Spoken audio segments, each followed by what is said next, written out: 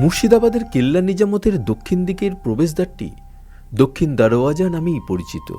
একসময় এটিই ছিল ঐতিহাসিক কেল্লা নিজামত চত্বরে প্রবেশের প্রধান পথ।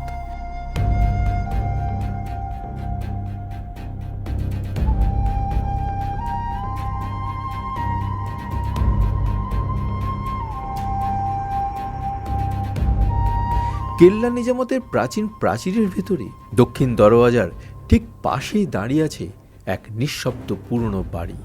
সময়ের গভীর ছাপ স্পষ্ট তার দেওয়ালে।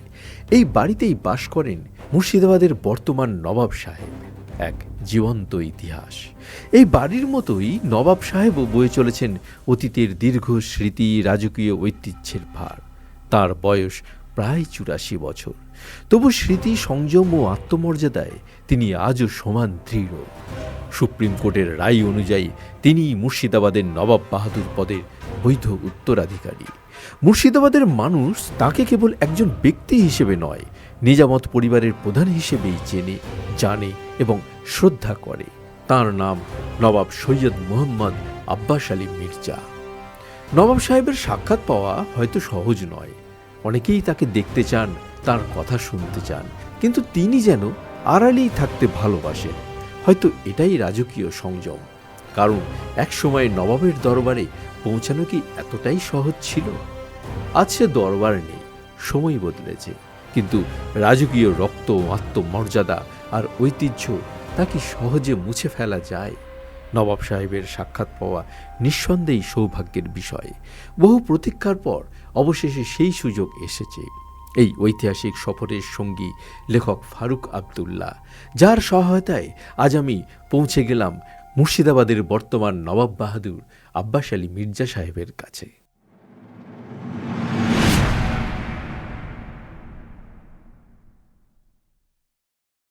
বড় নবাবের বৈঠকখানায় যখন বসলাম, তখন চারিদিকে তাকিয়ে দেখতে পেলাম বিভিন্ন ছবি ফ্রেমে বাঁধানো।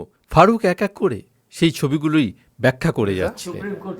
এটা ওয়াসিফ আলী মির্জা, এটা ওয়ারিস আলী মির্জা, এটা হচ্ছে ওয়ারিস আলী মির্জার অভিষেক অনুষ্ঠানের ছবি, যখন তিনি হাজারদুয়ারিতে সিংহাসনে আর কি বসছেন, অভিষেক হচ্ছে তার, এবং দুই পাশে তার দুই ছেলে ওয়াকার আলী আর ওয়াকিফ আলী মির্জা। এটা হচ্ছে ফাতায়েব আলী মির্জা, যিনি হচ্ছেন ওয়াসিফ আলী মির্জার সেকেন্ড সান। আর এটাও তাই, এটা ওদের ফ্যামিলিদের, ওদের সব মানে ভাইদের ছবি আর কি। আর তারপরে হচ্ছে এটা নবাব সাহেবের নাতি। স্যার নবাব সাহেব আপনার, এটা ওয়াকার ভাই আমাদের। হ্যাঁ নবাব সাহেব, এটা তো আপনার ছবি, তো এটা ছোটবেলার, আপনার ছোটবেলার ছবি, হ্যাঁ অল্প বয়সের ছবি। বাবার পরে আমার ছবি এক্স্যাক্টলি। এটা হচ্ছে, হ্যাঁ একদম, এটা হচ্ছে সাদিক আলী মির্জা, নবাব সাহেবের বাবা, এবং ইনি হচ্ছেন নিজামত পরিবারেরই, মানে নবাব সাহেবের পূর্বপুরুষের ছবি মধ্যে। হ্যাঁ আর ওই হাসান আলী, হুসাইন আলী, হ্যাঁ মানে বড় ছেলে, ছোট নেক্সট সান।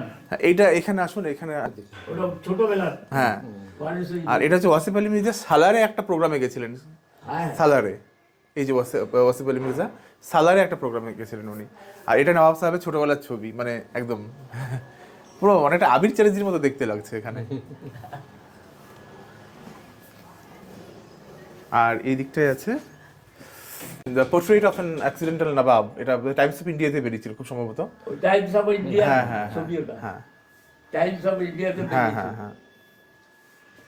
নবাব সাহেব, মানুষ উদ্যায় এসছে, আপনার পুরো আপনাদের বায়োগ্রাফি শুনবেন আজকে, এবং ওটা দেখাবেন ওনার চ্যানেলে, পুরো বায়োগ্রাফি। বড় নবাবের জীবনের গল্প শুনতে এসে কখন যে গল্প শুরু হয়ে গেল সেটাই বুঝতে পারলাম না। তিনি এক এক করে তার অতীত জীবনের নানা ঘটনা বলতে শুরু করলেন। কিভাবে তাকে লড়াই করতে হয়েছে মুর্শিদাবাদ এস্টেটের জন্য, সে সমস্ত কাহিনী শোনাচ্ছিলেন। তার চাকরি জীবনের বিভিন্ন কাহিনী তিনি বলতে শুরু করেছিলেন আমাদের। আর কখন যে আমরা ঢুকে পড়েছিলাম তার গল্পের মধ্যে, আমরা নিজেও বুঝতে পারিনি। একসময় এই শহর থেকেই শাসিত হতো বাংলা, বিহার আর উড়িষ্যা। এই মাটির উপর দিয়েই হেঁটেছেন নবাবরা, ক্ষমতার ষড়যন্ত্র আর ইতিহাসকে সঙ্গে নিয়ে। আজ সেই মুর্শিদাবাদে আর নবাবী নেই, রাজদরবার নেই, নেই রাজকীয় শাসন। তবু প্রশ্নটা থেকেই যায়, নবাবদের গল্প কি সত্যিই শেষ হয়ে গেছে, মুর্শিদাবাদের নবাবী যাত্রা শুরু হয়েছিল নবাব মুর্শিদ কুলি খানের হাত ধরে, আর দীর্ঘ সেই ইতিহাসের সমাপ্তি ঘটে নবাব ফেরাদুঞ্জার হাতে 1880 খ্রিস্টাব্দে। এই দীর্ঘ সময়ের মধ্যে বাংলার মসনদে বসেছেন বহু নবাব: সুজাউদ্দিন খান, সরফরাজ খান, আলিবর্দী খান, সিরাজউদ্দৌলা, মীর জাফর, মীর কাসিম, নাজমুদ্দৌলা থেকে মনসুর আলী খান, একাধিক নবাব। এক দীর্ঘ ইতিহাস আর এক দীর্ঘ পতনের কাহিনী। 1880 সালে বাংলার নবাব উপাধি আনুষ্ঠানিকভাবে বিলুপ্ত হয়। মনসুর আলী খানের পদত্যাগের পর নবাবরা রয়ে যান শুধুমাত্র নবাব বাহাদুর নামে, ক্ষমতাহীন, রাজ্যহীন। 1969 সালে শেষ নবাব বাহাদুর ওয়ারিস আলী মির্জার মৃত্যু হয়। তারপর শুরু হয় এক নতুন অধ্যায়, উত্তরাধিকার নিয়ে বিতর্ক। কে প্রকৃত নবাব, কে উত্তরসূরি? 1971 সালে ভারত সরকার তুলে নেয় সমস্ত রাজকীয় বিশেষাধিকার, ভাতা শেষ, উপাধির মর্যাদা শেষ, সবকিছুর অবসান। তাহলে কি নবাবী সত্যিই ইতিহাসের পাতাতে হারিয়ে গেল? না, নবাবদের গল্প থেমে যায়নি। সেই গল্পই আমাদের শোনাচ্ছিলেন মুর্শিদাবাদের বর্তমান নবাব সৈয়দ আব্বাস আলী মির্জা সাহেব।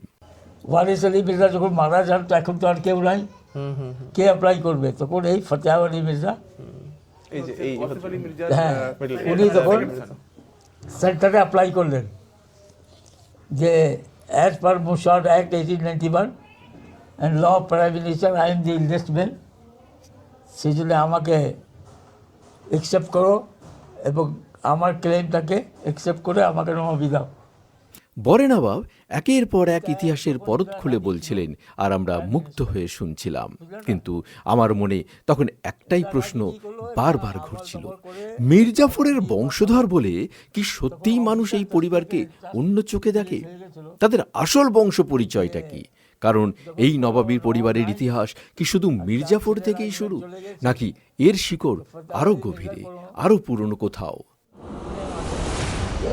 এই ফ্যামিলিতে একটাই জিনিস আছে যে আমাদের ফ্যামিলি অ্যাকচুয়ালি হচ্ছে, যেটা সবাই জানে না, আমাদের ফ্যামিলি যে পূর্বপুরুষ যিনি এসছেন তার নাম ছিল হোসাইন নজফি। সে নজফ থেকে এসছেন, ইরাকের নজফগড়। হ্যাঁ, নজফ। তো কীরকম এসছিলেন সেটা বলে দিচ্ছি। হাজরত রসুল্লাহ বলে দিচ্ছি, হাজরত রসুল্লাহ সাল্লাহ সাল্লামের তো কোনো ছেলে ছিলেন না, একজনই মেয়ে ছিলেন, হজরত ফাতেমা। ওনার বিয়ে হয় হজরত আলীর সঙ্গে, তার দুই ছেলে হয় জন্ম, ইমাম হাসান, ইমাম হুসাইন। যখন এই দুইজনা মারা যান, তো ইমাম হাসানের ছেলে ছিলেন হাসানে মুসান্না, আর ইমাম হুসাইনের মেয়ে ছিলেন ফাতেমা সুগরা। ওনার দুইজনের সঙ্গে বিয়ে হয়ে যে ফ্যামিলিটা চলেছে, সেই ডাইনেস্টি থেকে হচ্ছি আমরা, বুঝলেন না? সেই জন্যে আমাদের টাইটেল এই জন্য সৈয়দ বলে রাখা হয়েছে। সৈয়দ সবারই টাইটেল হতে পারে না, এক্সেপ্ট আমাদের। তো কেন যে আমরা হচ্ছি ডাইরেক্ট ডিসেন্ডেন্ট আমার তিন ইমাম, হজরত আলী ফার্স্ট ইমাম, ইমাম হাসান সেকেন্ড, ইমাম হুসাইন থার্ড ইমাম। তারই ছেলে মেয়ের সঙ্গে বিয়ে হয়ে যে ফ্যামিলিটা চলেছে সেটা হচ্ছে আমরা। তার থেকে ছিলেন Hussain Najafi. Hussain Najafi as a family tradition হিসাবে 2 বছর উনি কাবার অ্যাডমিনিস্ট্রেটর ছিলেন। সেই হিসাবে আপনি নবী সাহেব হযরত মুহাম্মদ বলে সাল্লাল্লাহু দিচ্ছি। আলাইহি ওয়াসাল্লামের আপনারা একদম ডাইরেক্ট আমাদের। আর তারপরে উনি চলে এসেছিলেন এই নাজাফে, নাজাফে হজরত আলীর সরাইন আছে যেখানে কবর, ওইখানে ছিলেন। ঔরঙ্গজেব যখন গিয়েছিল পিলগ্রিমেজে, ওনার সঙ্গে ওখানে দেখা হয়। ওই ঔরঙ্গজেব ওনাকে ইনভাইট করেছিল যে আমি চাই আপনার মতন পায়েস লোক আমার সিংহাসন এতে আসল সিংহাসনে। তো ঠিক আছে, আমি চিন্তা করব। উনি তখন ওরাই সময় এসেছিলেন 3 ছেলেকে নিয়ে। ঔরঙ্গজেব যখন জানতে পারে, ঔরঙ্গজেব নিজে খালি পায়ে দিয়ে ওরা ঘোড়া লাগাম ধরে নিয়ে এসেছিল, দিয়ে নিজের জায়গাটা বসিয়েছিল। দ্বিতীয় কথা হচ্ছে, ঔরঙ্গজেব তো নিজের ভাইদেরকে মেরেছে, বাবাকে বন্দি করে দিয়েছিল। তো ওর যে বড় ভাই ছিল দাদা শিকো, ওর 3 মেয়ে ছিল, বুঝলেন না? আর হুসাইন নজফি যে ছিলেন, উনি নিজের 3 ছেলেকে নিয়ে এসে, তার বড় ছিলেন আহমদ নজফি। ওই ঔরঙ্গজেব তখন বললো যে আমি চাই আপনার সঙ্গে একটা আত্মীয়তা করা। তো বললো কী চাও? বলে আমি চাই আমার যে ভতিজিগুলো আছে, ভাইয়ের 3 মেয়ে, ওর সঙ্গে আপনার ছেলের সঙ্গে বিয়ে দিতে। বল ঠিক আছে, কোনো চিন্তা নেই, দাও। এই ওনার বড় ছেলে আহমদ নাজমির সঙ্গে দারা শুকর যে বড় মেয়ে ছিলেন আরজুমন নিসা বেগম, তার সঙ্গে বিয়ে হয়। তার থেকেই জন্ম হয় মির্জাফর। মুঘল ব্লাডটাও আছে তার মানে হ্যাঁ, একদম বুঝলেন না? এই হচ্ছে মির্জাফরের জন্ম, ওনার থেকেই মির্জাফরের জন্ম তারাশিকোর হয়। মানে তো সেই শাহজাহানের একদম ডাইরেক্ট ডিসেন্ডেন্ট। Direct, বুঝলেন না? মুঘল ব্লাডটাও তো এই হচ্ছে কথা। মির্জাফরের জন্ম নাকি লাল হ্যাঁ। কিল্লাতেই হয়েছিল। মীর জাফর ওইখানে মানে পড়াশোনা সব কিছু করে তারপরে মানে সিপাহী যুদ্ধতে সবটা ট্রেনিং দিয়ে খুব এক্সপার্ট হয়েছিলেন। তো এরকম এক্সপার্ট ছিলেন উনি যে আপনার 1670-70-তে তখন মজম শাহ, যে বাহাদুর শাহ ছিল কিং, তার সঙ্গে উনি যুদ্ধ করেছিলেন মারাঠাদের সঙ্গে, এবং ওই মারাঠার যুদ্ধতে উনি সফলতা দিয়েছিলেন বাহাদুর শাহকে। এবং বাহাদুর শাহ তখন ওনাকে একটা টাইটেল দিয়েছিল 5,000 5,000 সোলজারের হ্যাঁ, কমান্ডার। এই ছিলেন মির্জাফরের কথা বলছি। যাক, এখন মির্জাফর এখানে কীরকম করে আসলেন সেটাও বলে দিচ্ছি। তখন আমাদের এখানে তো রাজ্য তো ছিল আপনার মুর্শিদ কুলি খাঁ। মুর্শিদ কুলি খাঁ তো কোনো ছেলে ছিল না, ওনারই একটা মেয়ে ছিল জিনাতুল নুসা বেগম, যাকে বলা হয় ওই যে ভাঙা মসজিদ আছে, সবাই বলে কলেজা খেতে লোক। এটা কেন এই ভুল কনসেপ্টটা কেন সেটা বলবেন? আসল নাম হচ্ছে জিগরি বেগম, ওর নাম হচ্ছে ডাকবার। তো জিগরি মানে হচ্ছে জিগার, জিগার। কি বলা হয়, ওই জন্য এখানকার যারা তখনকার রিক্সাওয়ালা গাইড এইসব পাবলিককে বুঝাবার জন্য, এইসব ইন্টারেস্ট দেখাবার জন্য এই জন্য উনি জীবন্ত কবর নিয়েছেন। ফ্যামিলি ট্র্যাডিশন, কিন্তু এটা তো ভুল, ফ্যামিলি ট্র্যাডিশন, এটা তো ভুল। কেন আপনি যখন কাটরা মসজিদে যাবেন, হ্যাঁ। ওখানেও সিঁড়ির নামকে সিঁড়ির নিচে মুর্শিদ কুলি খাঁর কবর, এবং ওনার নওশাদ ইমাম বেগম, নওশাদ ইমাম বেগমের ওনার কবর যে সিঁড়ির নিচে। ওয়াইফের কবর ওখানেও সিঁড়ির নিচে। ওটা কেন করা হয়েছে? উনি দেখাতে চান যে Humbleness। দেখো আমি সবারই পায়ের তলাতে, আমাকে খুব বেশি বড় বুঝো না। এক্স্যাক্টলি অ্যাকচুয়ালি এটাই হচ্ছে উদ্দেশ্য, তার মানে তো মহানতা। মহানতা, মহানতা, তাই বিনয়। এই হচ্ছে কথা, বুঝলেন না? তারপরে বলুন নবাব সাহেব। তারপরে হলো ওই জিনাতুল নিসা বেগমের বিয়ে হলো সুজাউদ্দিনের সঙ্গে, যার কবর হচ্ছে আপনার রশ্মিবাগে। রশ্মিবাগে। ওনার থেকে ওনার ছেলে ছিলেন সরফরাজ খাঁ। এ খুবই জেন্টলম্যান ছিল সরফরাজ খান। সরফরাজ খাঁ, এবং ধর্মিক। আর তার ভিতরে কোনো ওইসব ছিল না, যে নাচ গান এসব ছিল না। আর ওনার বাবার সময় ওই আপনার সুজাউদ্দিনের সময় তখন আলিবর্দী খাঁ দেখাশোনা করছিল বিহারে। Deputy governor. হ্যাঁ, এই সুজাউদ্দিন কী করলো, ওই আলিবর্দী খাঁকে ওখান থেকে এখানে নিয়ে আসলো নিজের ক্যাপিটালে, যে তুমি এসেই দেখাশোনা করো। ও এখানে কী করলো, ষড়যন্ত্র করে ডিক্লেয়ার করে দিল বর। যুদ্ধতে সরফরাজ খাঁ মারা যায়। তো অ্যাকচুয়ালি বলতে গেলে নিজের মালিককে মেরেছে কে? সরফরাজ আলিবর্দী খাঁ, বুঝলেন তো? এই আলিবর্দী খাঁ মারবার পরে কিন্তু শান্তিতে ছিল না। মীর জাফর যখন আলিবর্দী খাঁ মারা যায়, তখন উনি সিরাজকে সিংহাসনে বসিয়ে নিজের শোটাকে অফার করেছিলেন। মীর জাফর, হ্যাঁ, নাজিরানা দিয়েছে। ওই করেছিলেন, ওকে নবাব বানিয়েছিলেন।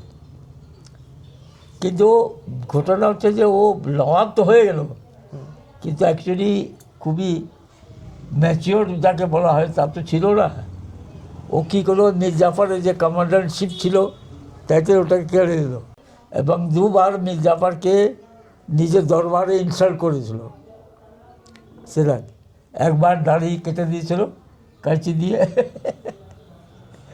আর একবার ওনার ওই গড়গড়া যে খাওয়া যায় তার পাইপ ওই গলাটা পুজিয়ে বলে আমি আর তোর যা ইচ্ছা করবার সে কর, আর আমি তোর দরবারে করবি না, আসবো না।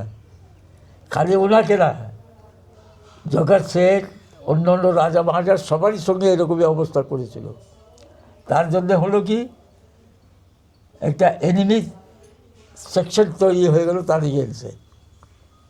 এবং এই জগৎ শেখ, স্বরূপ রায়, মেহতাব চাঁদ আর স্বরূপ রায় এরা কনস্পিরেসি করলো তখন ব্রিটিশ মানে ক্রাইমের সঙ্গে মাদ্রাসে। এখন সবাই বলে যে মাদ্রাসে ওরা আসলো কীরকম করে, এটা কেউ জানে? ব্রিটিশে জানো? বলুন আপনি। অনেক জনে এই জিনিসটা জানে না। আকবরের যে ছেলে ছিল জাহাঙ্গীর, ছিল না, ওর যখন খুব অসুস্থ হয় তখন আমাদের এখানকার হাকিম আর যে তারা ঠিক করতে পারেনি, তখন একজন ব্রিটিশ ডক্টর ছিল, তার নাম ছিল থমাস রায়। ওই থমাস রায় তাকে সুস্থ করেছিল। এবং ওই থমাস রায় যখন সুস্থ হয়ে গেছিল তো বলেছিল যে কী চাও তুমি বলো। বলে স্যার আমি চাই কিছু, আপনি আমাকে মাদ্রাসের জায়গাটা দেন যেখান থেকে আমাদের লোক ওখান থেকে ট্রেড করতে পারবে। অ্যাকচুয়ালি ওই মাদ্রাসে জাহাঙ্গীরের দেওয়া জায়গা ছিল, যেখানে ওরা ট্রেড করবার বাহানা থেকে এসেছিল। এরা ওইখানে ষড়যন্ত্র করে ক্লাইভের সঙ্গে। তো ক্লাইভ একটা কথা বলেছিল যে দেখো, তোমার কথা আমি মানছি, কিন্তু একজন হচ্ছে পাওয়ারফুল ম্যান, দ্যাট ইজ হচ্ছে মীর জাফর। ও যদি ইয়েস হয়ে যায় তা আমরা কিছু করতে পারবো না, আগে ওকে মানাও গা। তো ও এসে মীর জাফরের কাছে ওরা প্রস্তাব রাখে। মীর জাফর বুঝতেই পারছিলেন যে আমি সাথ দিই চাই না দিই, কিন্তু ফাইট তো হবেই।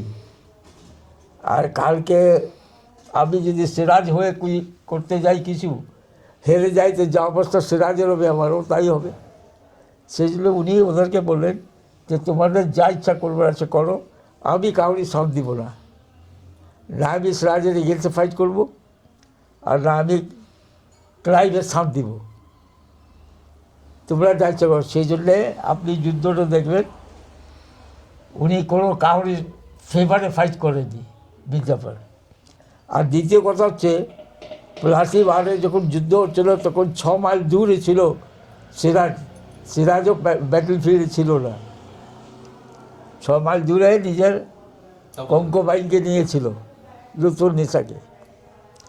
যখন এই মোহনলাল মারা যায় আর মীর মদন ওই ক্যানন বাস্ট করে মারা যায় যখন, তখন তো আর কেউ নাই অফিসার, যারা সৈন্য ছিল সিরাজের, তারা সারেন্ডার করে দিল।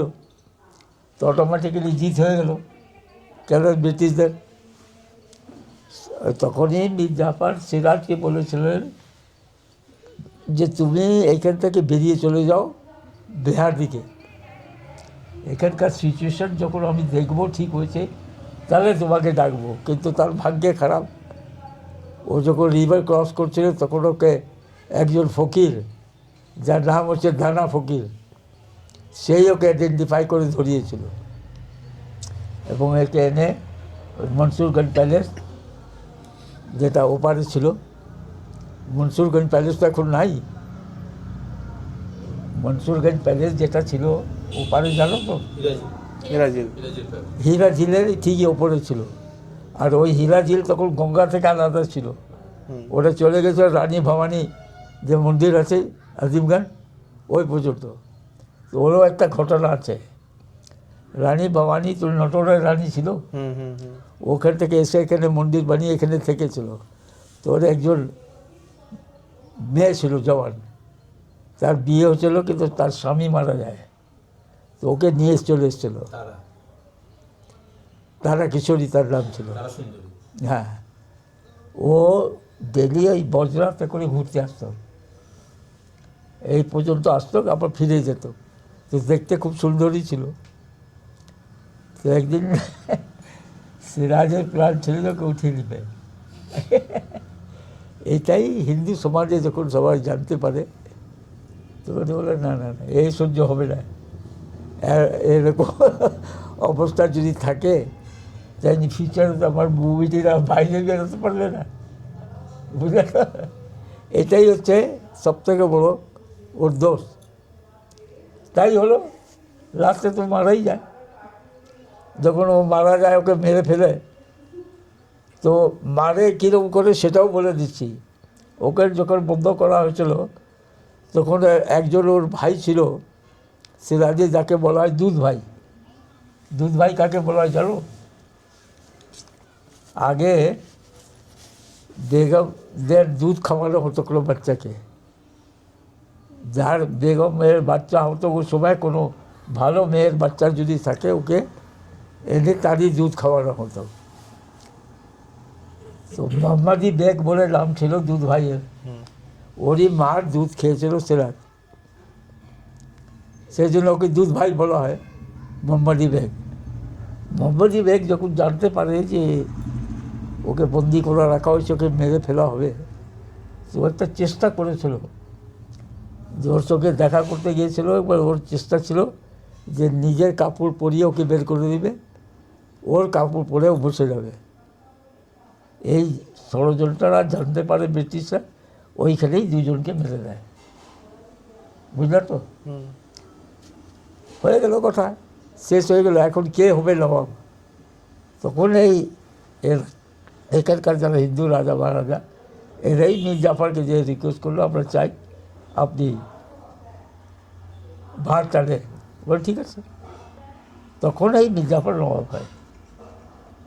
এই হচ্ছে মীর জাফর যখন নবাব হয় তখন ব্রিটিশ গভর্নমেন্টের সঙ্গে একটা ট্রিটি হয়, দুটা ট্রিটি লর্ড ক্লাইভের সঙ্গে। একটা হচ্ছে 65-এ আর একটা 70-তে। এই দুটাই 57 আর 65 দুটা। তাতে উনি পরিষ্কার লিখে দিয়েছেন যে আমার এই ট্রিটি হিসাবে আমারই লাইনে চলতে থাকবে নবাবশিপ, নবাব নাজিমশিপ, বুঝলে? আর তোমাকে সব রকম হেল্প করতে হবে।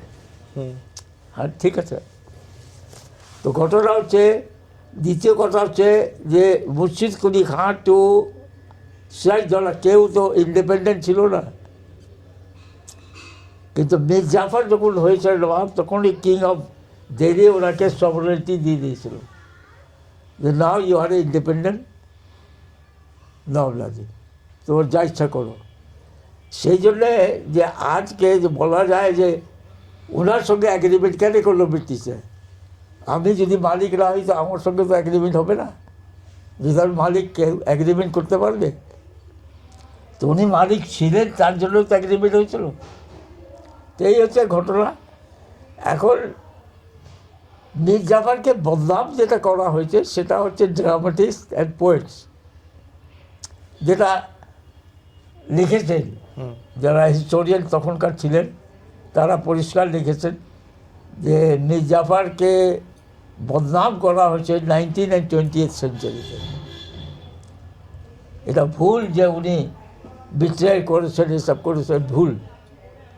এই হচ্ছে ঘটনা। সেই জন্যে বলি যে আজ পর্যন্ত আপনি কোনো মুর্শিদ কুলিকার কোনো ফ্যামিলি আছে?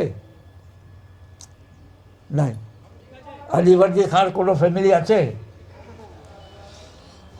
নাই। সিরাজের কোনো ফ্যামিলি আছে? নাই। কিন্তু আজ পর্যন্ত মীর জাফরের পুরো ফ্যামিলি আছে। এ তো আমিও বসে আছি। ভুল যারা করবে তারা কেউ থাকবে না, এই হচ্ছে কথা। তো সেই হিসাবে আমাদের পূর্বপুরুষকে এমনি বদনাম করেছে ব্যাপারটা। এই বদনামটা হলো আপনাদের কেন হলো, আপনারা কিভাবে দেখেন সেটাকে? শুনো, এটা কিছুটা বিজনেসম্যান যারা ছিল তারা কিছু জেলাসি ছিল, বুঝলেন? কিন্তু সিরাজের পর তো মীর এইসব জাফর ক্ষমতা নিয়ে বসেছিল। একটা ষড়যন্ত্র করে ওনাকে বদনাম করা হয়েছে। কিন্তু যারা অ্যাকচুয়ালি ছিল হিস্টোরিয়ান তারা তো কই বদনাম করেনি। আর সি মুজিবুর বদনাম করেছে, এম গেসিলা বদনাম করেছে। এই বদনামটা তাহলে কোন সময় থেকে শুরু হলো? যখন 19 and 20th সেঞ্চুরি, ও পরিষ্কার লিখেছেন যে নন্দী, ডক্টর নন্দী যে ছিলেন উনি পরিষ্কার লিখেছেন যে মীর জাফরকে যে বদনাম করা হয়েছে 19 and 20th century dramatist and poets, এরাই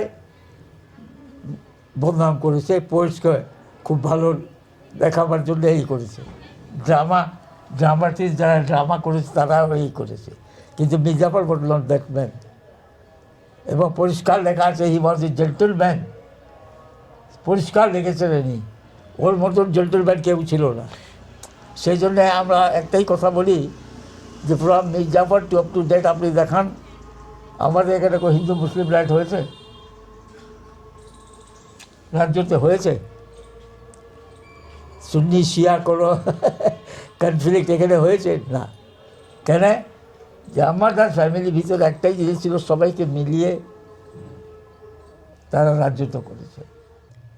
তো এই ফ্যামিলিতে কোনো সময় আমাদের ফ্যামিলিতে এইসব জিনিস নাই যে হিন্দু মুসলিম নবাব হবে। হ্যাঁ, ওই কমিউনাল হারমোনির ব্যাপারে আপনাদের ফ্যামিলি অবদান কি ছিল একটু বলুন। আমাদের কমিউনিটিতে কোনোদিন হিন্দু মুসলিম যে হতেই relationship, দেয়নি। কেমন এই শহরের সম্পর্ক কেমন ছিল হিন্দু মুসলিম? আমাদের এখানে আপনি দেখান, আমি তো বলছি ইতিহাসে দেখান হিন্দু মুসলিম কোনোদিন কমিউনাল হয়েছে? এবং আমি জানি যে মীর জাফরের যে ফ্যামিলি মিথ্যা তাদের কথা। যে সেই জন্য আপনি আমাদের এখানে একটা জিনিস কি দেখবেন, আমরা সব ধর্মকে রেসপেক্ট করি। কেন? যে একটা কথা বলি, আমাদের কোরআন শরীফে একটা জিনিস লেখা আছে, গড কি বলেছে যে পৃথিবীতে অনেক ধর্ম আছে, অ্যাকসেপ্ট করেছে গড, কিন্তু আমার সবথেকে লাইক যে ধর্ম হচ্ছে ইসলাম। ইসলামের বীজ কী হচ্ছে? ইসলাম নিজের ধর্মকে কি বলছে, তুমি নিজের কর্ম করো, কাউকে তুমি নিন্দা করবার তোমারকে রাইট দিদি, সেটা বুঝবে ও, আল্লাহ বুঝবে। তো আমরা সেই নীতি দিয়ে চলি, তুমি নিজের ধর্মকে পালন করছো, করো, আমার তাতে কী আছে, দোষ আছে? আমি যে নিজের ধর্মকে পালন করবো তাতে আমার কোনো দোষ আছে? একদমই। সেই জন্যে আপনি দেখবেন যেখানে মসজিদ সেখানে মন্দিরও আছে, এই শহরে আছে কি না আছে? আপনি যার কাটরা মসজিদ দেখেন, সামনে মন্দির আছে, মন্দির আছে। আপনি ওখানে চলে যান মতিঝিলে, মন্দির তো ওইদিকে মন্দির আছে। ওই রকমই অ্যাকচুয়ালি বলতে গেলে সবাই মিলিয়ে এখানে নিজের কাজ করে। নবাব সাহেব, এখানে তো মহরম ফেস্টিভ্যাল যখন হয় তখন তো হিন্দু মুসলিম সবাই আসে জুলুসে, সবাই আছে, আছে। আলাদা করে চেনা যায় না কে হিন্দু কে কোনোদিন মুসলিম। আপনি এই যে মহরমের সময় 10 দিন যে ইমামবাড়িটা খোলা থাকে, হ্যাঁ, তাতে কোনো বাধা আছে? এবং সেখানে সবাই যার আসে। ইচ্ছা আসো, নিজের ধর্ম হিসাবে যা কিছু করবো আছে করো। এবং নবাব সাহেব, আপনি বলেছিলেন যে দুলদুল যে ঘোড়াটা আছে, হ্যাঁ। তাকে হিন্দু ভাইরাই নাকি আপনি বলেছিলেন যে আছে তো, পরিষ্কার করে। আজও আছে। হিন্দু ভাইরা কি করে, দুধে দিয়ে পা ধোয়ায় ওরা, তারপরে এই যে জুলুসের শরবত তারপর বিলি ওকে করছে, খাওয়া শরবত যায়, দিচ্ছে। ওকে আবার সুজি খাওয়ায়, সব কিছু খাওয়ায় ওরা। তো ঘটনা হচ্ছে এই, যারা সবাই জানে কোন ধর্ম কি আছে না আছে সবাই মানে। এক্স্যাক্টলি। নবাব স্যার, একটা জিনিস শুনেছিলাম যে এই যে নবাবদের যে সমস্ত কর্মচারীরা ছিল, অফিসাররা ছিল, সবই তো হিন্দু ছিল। হ্যাঁ, এবং সব ছিল। আপনাদের বাড়ি মানে নবাব নিজামাত পরিবারের যে বিয়ে, তাতে অনেক হিন্দু যে ছিল তো। রীতি রেওয়াজ চালু আছে হ্যাঁ, এখনো। ওই আমার tradition। কথা আপনাকে বলি, আমার ওই মায়ের সম্বন্ধে হ্যাঁ হ্যাঁ। একজন ছিল হেমন্ত মালা, ওরা তখন পাকিস্তান থেকে এসেছিল এখানে, তখন চাকরি বাকরি ছিল না তার হাজব্যান্ডের, তো মাই ওকে সব হেল্প করতেন, আমার মাদার। ও যতদিন জীবিত থাকলো সপ্তাহে একবার মায়ের কাছে এসে দেখা করতো, প্রণাম করতে আসতো। ও একজন, তার মধ্যে দিলীপ ঘোষ আছে, ওর বাবা ছিল ঋষি ঘোষ, আমার মাকে মা বলে ডাকতো। তো আমাদের এখানে হিন্দু মুসলিমের কোনো একদম ছিল না। কেন আমরা যেরকম আমার মাদারের সময় আমি নিজেই দেখেছি যে হিন্দুর যত পরব ছিল তাতে নানা রকম জিনিস আমি মায়েরকে নিয়ে আনতো, বুঝলেন না? এবং বেশিরভাগ হিন্দুরা আমাদের এখানে দুধ, মালাই, নানা রকম জিনিস সব ওরাই দিয়ে যেত। তো আমাদের এখানে কোনো বাধা বলে জিনিস ছিল না। নবাব সাহেব, নবাব ওয়াসিফ আলী মির্জা একজন হিন্দু বেগম ছিলেন, সুশীলা ঘোষ। শিশিলা ঘোষ, ও যখন, আপনি দেখেছিলেন তাকে? হ্যাঁ আমি দেখেছি, নানি বাবু ওইখানে থাকতেন। একটু স্মৃতি বলুন তার সঙ্গে আপনার আমি স্মৃতি। বলি আপনাকে, ওই যে ফক্সেস স্কুটি আছে হ্যাঁ হ্যাঁ হ্যাঁ। ইমাম বাড়ির পিছনে, ওটাকে তো ফক্সেস স্কুটি বলা হয়। আসলে ওয়াসিফ আলী মির্জা যখন উড়িষ্যা গিয়েছিলেন নিজের জমিদারিতে দেখতে, ওইখান থেকে ওনার সঙ্গে সাক্ষাৎ হয়ে ওকে ওইখান থেকে নিয়ে এসেছিলেন সুশীলা দেবী। এবং ছোটোবেলাতে আমার মনে আছে, আমার মাদার যে ছিলেন উনি না ওকে মা বলতেন, তো ওনার কাছে যেতেন ফক্স স্কুটি। আপনিও গেছেন তখন? ওই যেতেন? ছোটার সময় আমরাও যেতাম। আচ্ছা, কেমন দেখতে ছিলেন উনি? দেখতে খুব সুন্দর ছিল, ও খুব ভালোবাসত। এবং শুনেছি উনি তো হিন্দুই ছিলেন, ওনাকে নবাব কখনো ইসলাম কনভার্ট করেননি। মুসলমান কোনদিন হয় একদিন করেননি, এবং তিনি শিব পুজো করতেন ওইখানে। সব কিছু করতেন। একদম একদম একদম। তো সেই জন্য বলছি যে আমাদের কমিউনাল হারমোনির ব্যাপারটা সবসময় কোনো ছিল সময় এখানে আমাদের শহরে। এখানে এই তফাৎ ছিল না, ডিফারেন্স আমরা কোনোদিন ভাবিনি, বুঝলেন না? হ্যাঁ, এই শহরের ব্যাপারটা এখন অন্যরকমই আছে, হিন্দু মুসলিম ব্যাপারটা একদমই নেই সেই অর্থে। জন্য তো এবং বলি, পুরনো মানুষগুলো এখনো সেটা মেনটেন করে। সেটা মুর্শিদাবাদের বাইরে কিন্তু হয়। এই যে গেটের বাইরে, মুর্শিদাবাদ শহরে কিছু নেই। শুনো, এই যে গেটের বাইরে দেখছো হ্যাঁ হ্যাঁ হ্যাঁ, এই গেটের মন্দির হয়েছে, মন্দির হয়েছে। হ্যাঁ, এই গেটের বাইরের জায়গাটা কে দিয়েছে? আমার মামা দিয়েছে ওদেরকে, পুজো সমিতিকে। ওই জায়গাটা আমার বড় মামা ওয়ারিস আলী মির্জা। উনি দিয়েছেন, এবং ওই চিঠিও আমার কাছে আছে, উনি দিয়েছেন। ঠিক এরকমই অনেক জায়গাতে দান করা হয়েছে মন্দিরের জন্য। মন্দিরের জন্য। হ্যাঁ, নবাব সাহেব, হ্যাঁ। আপনাকে শেষ একটা প্রশ্ন করি, সেটা হচ্ছে যে নবাব তো হলেন, কেমন অনুভূতি? এখন তো নবাবী আমল নেই, কিচ্ছু নেই, ঠাটবাট নেই, কিছু নেই, না। কেমন লাগে এখন আপনার? নবাবী ক্ষমতাও নেই। শোনো, হ্যাঁ। আর ঘটনা হচ্ছে যে আবার মিলামেশা যেটা ছিল সেই থেকে তো ওসব জিনিস নাই। ছোটবেলা থেকে আমাদের মিলামেশা কি আছে, সবারই সঙ্গে আছে। হ্যাঁ, তো ওই জিনিসটাই যে একবারে আলাদা থাকবো সবারই সঙ্গে, নিজে গ্রাভিটি দিয়ে থাকবো, ওইসব জিনিস আমাদের কাছে নাই, বুঝলা? যার ইচ্ছা যে আসে সবারই সঙ্গে দেখা করি। আমাদের বাড়িতে কোনো বাধা নাই।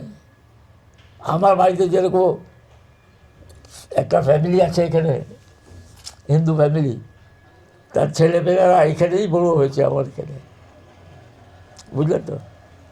তো এই জন্যে আমাদের কাছে ওসব মান বিষ নাই। তবু মনে হয় না যে আজকে নবমী আমল থাকলে ভালো হতো, সেই ব্যাপারটা থাকতো, সেই রয়্যাল ব্যাপারটা থাকতো? নবাবী থাকলে যে ভালো হতো সেই হিসাবে তো সময় আর নাই, সেই সময়টা আর নেই। আসল কথা। আফসোস হয়। এখনকার যা ইনকাম, তাতে ওইটা মেনটেন করা সোজা কথা। সে তো বটেই। মেন জিনিসটা হচ্ছে আজকালকার যে অবস্থা, আর তখনকার 1 টাকার যা দাম ছিল, এখন 1 লাখ টাকার সে দাম নাই। তাহলে মেনটেনটা হবে কি? মেনটেনটা হবে না। হ্যাঁ, একদমই। এই হচ্ছে কথা। তবু নবাব হিসাবে কি দায়িত্ব মনে হয় এটাই আপনার? হচ্ছে আসল কথা, হচ্ছে কি নিজের রাইট যেটা আছে সেটাই কিন্তু বাঁচিয়ে রাখা আসল দরকার। একদম। এবং Main নবাব, জিনিস। এবং নবাব সাহেব আপনাদের যে ফ্যামিলির যে ট্র্যাডিশন, যে তেহজিব, হ্যাঁ। সেটা ধরে রাখার তো একটা সেটা ব্যাপার। আজ পর্যন্ত হেড অফ দ্য আছে। ফ্যামিলি ম্যান হিসেবে আমাদের ফ্যামিলির ভিতরে যে ট্র্যাডিশন যেটা আছে, এই জন্যে যে আমরা তো সবারই সঙ্গে আপন গোপন করে কথা বলি, ছোট থেকেও বড় থেকেও বলি সেরকম কথা। তো এটা হচ্ছে আমাদের কালচার। নিজামের ফ্যামিলির কালচার, হ্যাঁ। যে বাচ্চাকেও আপনি, বড়কেও আপনি। বড়কেও সেই রকম হ্যাঁ, হিসাবে হ্যাঁ, আমরা ট্রিট করি। একদম একদম। তো ঘটনা হচ্ছে যে আমাদের ফ্যামিলির ভিতরে এই জিনিসটা নাই, বুঝলে না? হ্যাঁ, আমি তো নিজের ছোটোবেলা থেকে মায়ের যে আচরণগুলো দেখেছি, তাতে তো সবই সেদিন দেখেছি। হ্যাঁ, ওনার কাছে কোনো দিন কেউ এসে না নিয়ে ফিরে যায়নি কিছু, এরকম অবস্থা ছিল। আর প্রত্যেক ধর্মতে প্রত্যেক জিনিসই উনি খরচা করতেন। হিন্দু ধর্মতে পয়সা দিয়ে দিতেন, যারা আসতো বললেন নাও পয়সা নিয়ে নাও, আমি তো দিতে পারবো না জিনিস তৈরি করে, তোমরা করে নেবা। নিজের ধর্মতে যেরকম রমজানের সময় প্রত্যেক মসজিদে উনি রোজার সময় জিনিস পাঠাতেন সবাইকে, বুঝলেন না? তো এইসব জিনিস আজকালকার যুগে তো করা সম্ভব না। না, একদমই। নবাব সাহেব, একটা কথা যে এখনকার আপনাদের যে ফ্যামিলি ট্র্যাডিশন, ফ্যামিলি হিস্ট্রি, হ্যাঁ। আপনাদের যে নিউ জেনারেশন নিজামত ফ্যামিলিতে, হ্যাঁ। তারা কিন্তু এই ব্যাপারে আগ্রহী না। কেমন আসল মানে কথা তাহলে রক্ষা হচ্ছে- করবে কি আপনাদের ইতিহাস? না, আসল কথা হচ্ছে যারা অ্যাকচুয়ালি ফ্যামিলি মেম্বার তারা তো ঠিক জানেই না নিজের এক্স্যাক্টলি। নিজের যে ট্র্যাডিশন, নিজের ফ্যামিলিকে ইতিহাসও ঠিক করে বলতে পারবে না। পারে না, একদমই পারে না। আগ্রহ নেই তাদের, জানার তাই তো আগ্রহ বলছি নেই। আমাকে হ্যাঁ, যে এই তাহলে- জিনিসটা সবার ভিতরে পাওয়া যাবে না। আজকালকার নিউ জেনারেশন যারা আছে হুম হুম হুম। তারা ওই দিয়ে কালচারই করে, তো বুঝবে কোথায় থাকে। তাহলে আপনাদের যে ফ্যামিলি ট্র্যাডিশন সেটা হ্যাঁ। ধরে রাখবে কে? আমাদের ফ্যামিলিতে বলতে গেলে আমাদেরই ফ্যামিলিতে ছাড়া আর কে রাখবে? হ্যাঁ, আপনাদের জেনারেশন বাহ, চলে গেলে বাহ, তারপর তো আর বাহ, কেউ বাহ। থাকবে না। এই হচ্ছে কথা। নেক্সট জেনারেশন তার কেউ। আমাদের এই জেনারেশনই চলবে এটা, হ্যাঁ, তাছাড়া আর কেউ না, এই যে এটা- আমরা আপনার গল্প শুনতে এসেছি আপনার কাছে, হ্যাঁ। এরপরে তো আর পাবো না কোথাও। আর কেউ পারবে না। গল্প বলার লোক আর থাকবে না, আর বলবারও লোক থাকবে না। শোনার লোক থাকবে না। এত আগ্রহ এটা হারিয়ে ঠিক। ফেলছে মানুষ সবের। বললাম তো, আর যেরকম এই যে আজকাল তুমি কেল্লার বাউন্ডারিকে দেখছো, হুম হুম। এরকম কি কেল্লার বাউন্ডারি আগে ছিল? আরো বড়, অনেক বড় এরিয়া ছিল। আগে তো কোনো হ্যাঁ, লোক হ্যাঁ। উইদাউট পারমিশন ঢুকতেই পারত না। একদম একদম। হ্যাঁ, সন্ধ্যের পর তো আর কারো সাধারণ মানুষের থাকার অধিকার বলছি ছিল তো, না। মানে ওরই জন্য এক একটা ঘটনা এরকম এরকম ঘটনা হয়েছে যে শুনতে গেলে অবাক হয়ে যাবে মানুষ। যেরকম এই যে কবরটা দেখছো, হ্যাঁ হ্যাঁ হ্যাঁ এই কবর সম্বন্ধে একটা কথা বলি। হ্যাঁ। রাত্রিরে 12টা 12:30টার সময় ফেরাজুন যা হাজারদুয়ারি থেকে আসতেন মাইল সারাতে। হুম তো এই যে এদিক থেকে এসছে, সাদা মসজিদ আছে, হুম হুম হুম এদিক থেকে যে বাঁদিকে দেখবে একটা গেট আছে, হুম। ভিতরে ঢুকতেন। তো একদিন রাত্রিরে উনি যাচ্ছিলেন, গেটের উপরে দেখছেন দুটা পা ঝুলছে, গেট বন্ধ করে দিয়েছে। তো উনি দাঁড়িয়ে ওকে বললেন যে তুই আমাকে ভয় দেখাতে এসছিস, চলে যা আমার রাস্তা থেকে। এই কথাটা বলছিলেন। বলার সময় উনি দেখছেন একজন খুবই ওল্ড ম্যান, বুঝলা, হোয়াইট ড্রেসে, উনি একটা হাতে ছড়ি ছিল, ওইটা নিয়ে এসে ওকে মারলেন। হাট, সরে যা। ওনার মারাতেও সরে গেল। আপনি যা দেখে বুঝে নিলেন হুম। যে আমার স্টেটের ভিতরে, এই কেল্লার ভিতরে এত বিরুদ্ধে লোক কেউ নাই, এটা নিশ্চয়ই কেউ রু আছে, পীর বাবা কেউ আছে। তো উনি ওনাকে জিজ্ঞাসা করলেন না যে আপনি নাম কি, হুম। উনি জিজ্ঞাসা করলেন আপনি কোথায় থাকেন। তো উনি বলেছেন যে আমি ওই ইমাম বাড়ির সামনে থাকি, বুঝলেন, ওই কবরটা হচ্ছে ওনারই, আচ্ছা, এই সামনে বুঝলা। আচ্ছা। এবং আপনাদের এই বংশ পরম্পরা চলে আসছে এই গল্প। এই তো একটা কথা। হ্যাঁ। আর আরেকজন আমার কাকা ছিলেন, হুম উনি রোজ রাত্রিরে মাগরিব ইশার নামাজ পড়তেন হলুদ মসজিদে। হুম। তো উনি ওইখান থেকে বেরোতেন, যেখানে ওই বাঁকারের ভিতরে থাকতো, হ্যাঁ হ্যাঁ হ্যাঁ ওইখান থেকে বেরিয়ে এসে ওই যে চক ঘাটের এদিকে একটা ঘাট আছে, হ্যাঁ হ্যাঁ হ্যাঁ। ওই ঘাটে বুজু করতেন। তো উনি বুজু করতে যখন যাচ্ছে, তো দেখছেন একটা জোয়ার মেয়ে চলে যাচ্ছে রাস্তা থেকে। হুম। তো উনি আশ্চর্য হলো যে ফ্যামিলি কে জমারে মেয়ে এরকম একা এত রাতে? এত রাত্রিরে বেরিয়ে এসছে। তো পিছু পিছু গেল, কিছুদিন পরে ও মেয়েটা উদয় হয়ে গেল। তো উনি বুঝে নিলেন যে কেউ ছিল জিনজেনাথ। হুম দিয়ে তারপর উনি উজু করতে গিয়েছেন চকঘাটে। হুম। যখন উজু করছিলেন তখনই উনি আবার শুনতে পেয়েছেন যে উপর থেকে কেউ কথা বলছে। তো ফিরে যখন দেখলেন, উনি দেখলেন যে ওই মেয়ে আছে দাঁড়িয়ে, আর তার সঙ্গে একটা বুড়ো লোক আছে। আর মেয়ে দেখাচ্ছে দেখো এই ছিল। দেখে নিলেন, হয়ে গেল, চলে গেলেন, ওরাও চলে গেল, উনি চলে গেলেন মসজিদ নামাজ পড়ে। বাড়িতে গিয়েছেন তখন নেক্সট ডে আমার দাদু যে ছিল হুম খুব আমের লোক ছিল, হুম। উনি এদিকে ডেকেছেন কাকাকে, ডেকে বলছিল কালকে রাত্রে তোমার সঙ্গে কোনো ঘটনা হয়েছে? তো উনি বলে হ্যাঁ হয়েছে। তো বলি কি বাবা, কাকা আসল কথা, আমি কোনো খারাপ উদ্দেশ্য নিয়ে গিয়েছিলাম না, আমার এটাই চিন্তা ছিল যে ফ্যামিলি কোন জওয়ান মেয়ে রাত্রিরে একা এরকম বেরিয়েছে। পরে আমি জানতে পারলাম যে ফ্যামিলি, তো ওর তখনই দাদা বলে যে না এরা ভালো একটা আত্মা আছে। বলে না না ঠিক আছে, আমি তো বুঝে গেছি। তো এইসব জিনিস আগে এইসব কেল্লার ভিতরে ছিল, বুঝলে না, এখন ওসব কিছুই পাবার না। আচ্ছা নবাব সাহেব, এখন সারা দিন কি করে কাটে আপনার? সকাল থেকে ঘুম থেকে উঠেন কখন, কিভাবে বা কাটে সারা দিন? আমার ঘুম থেকে শুরু, আমি নিজে একটা ইতিহাস লিখেছি আচ্ছা, নিজের ফ্যামিলি, পুরো ইতিহাস আমার কমপ্লিট হয়ে গেছে।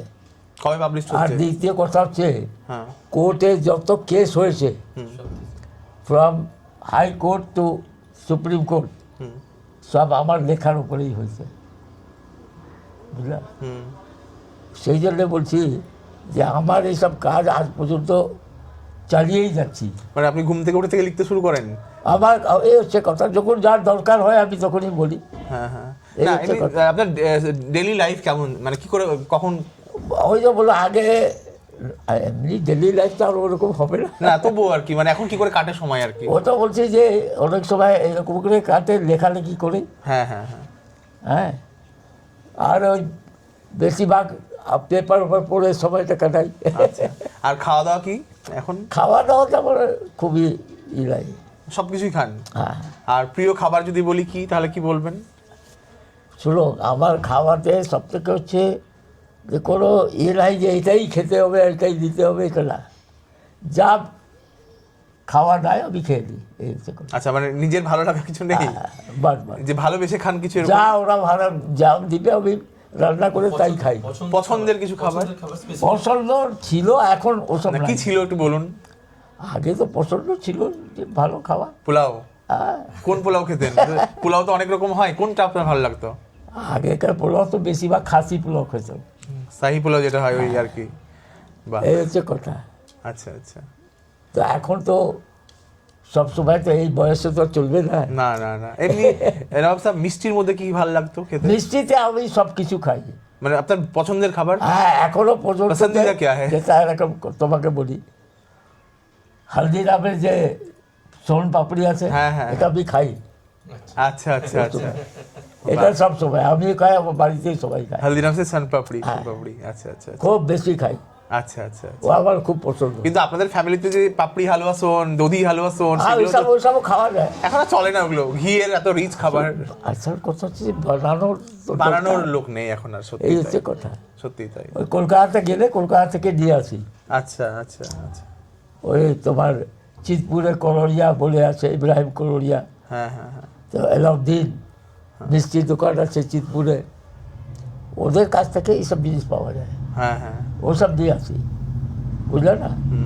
আর এখানে ছিল আগে এই যে আমাদের নরোজের সময় হুম হুম হুম ওইসব জিনিস তৈরি হতো, হুম। কিন্তু এখন সেই লোক নাই, সেই লোক কে নেই। করবে তৈরি? সত্যি তাই। কথা হচ্ছে আজকাল তো নিজে বাড়িতে রান্না করা লোক পাওয়া যায় না। সত্যি তাই। ঠিক আছে নবাব সাহেব, থ্যাংক ইউ। ঠিক ঠিক ঠিক, ভালো লাগলো।